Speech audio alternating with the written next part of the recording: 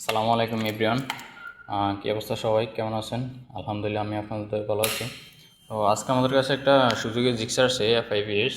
তো এই বাইকটার একটা আনকমন একটা প্রবলেম যে আমরা যখনই বাইকটা স্টার্ট করি তখন আপনার 7 থেকে 4,000 বা 3,000 আরপিএম মধ্যে আসতে আমার অনেকটা টাইম নেবে, মানে আরপিএমটা অনেকটা স্লো নামে।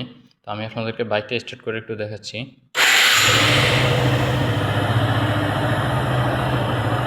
এই যে আপনারা আমার হাতের সাথে মিটারে আরপিএম দিয়ে ফলো করলে বুঝতে পারেন।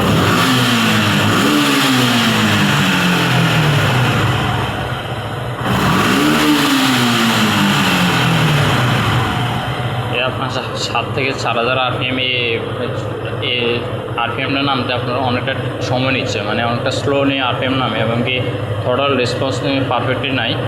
আমরা যেই ফ্রেম থ্রটল দিতে হয় সেই ফ্রেম মিটারে আরপিএম উঠতেছে না। তো আজকের মধ্যে এই বিষয়টা নিয়ে আপনাদেরকে দেখাবো যে কী কারণে এই সমস্যাগুলো হয় বেশিরভাগ। তো ভিডিওটি আপনারা দেখতে থাকুন।